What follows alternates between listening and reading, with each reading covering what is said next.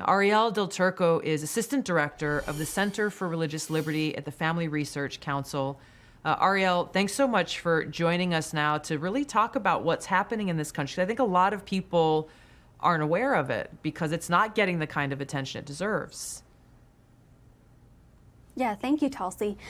So our report, when we did this research, we were stunned at what we found. We found attacks across 45 states and Washington, D.C., and they're just rising.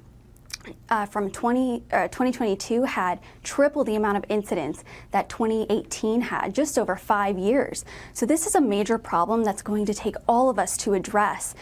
The reality is that attacks on religious freedom are deeply important to all of us. They are truly. I mean, our freedom of religion is a pillar of the Constitution that this country was founded upon. And, we're seeing especially this, attacks on Christian churches is going uninvestigated and uncovered by the mainstream media. But talk about this issue of religious liberty and religious freedom, because that's the freedom of people to. But that's not what's happening in a lot of places. Right, Tulsi. No one should be intimidated out of going to their houses of worship. We saw this most prominently this summer, around the time that the Supreme Court issued the Dobbs decision, which overturned Roe v. Wade. We saw a spike in attacks of hostility against churches. We identified 57. That's more than the entire year of 2018 had. So protesters were having grotesque displays in churches and outside of churches, harming them with threatening messages.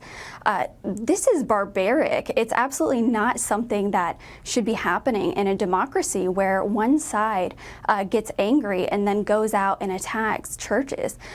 It shouldn't be happening, and it's a grave assault for people who just want to live and be able to worship freely. I appreciate your time. And I hope that we have religious leaders from across different faiths and religions standing together and united with Christian leaders against these attacks, condemning them, because it really speaks to undermining the religious freedom for us all. Thank you so much, Arielle.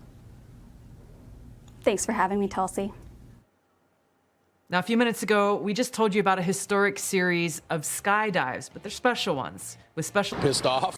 Baby Amelia, her mom Marissa, and Grandma Rachel spent this little one's first Christmas stuck in the Dallas airport. It was hard. It was hard seeing all the families with other newborns and children just sleeping on the floor. The family from Gallup, New Mexico says Kimberly Day is pregnant and traveling with her 2 children. They've been trying to get from Phoenix to New York to visit a sick relative. On Tuesday, Southwest told them it cannot rebook their flight until Saturday.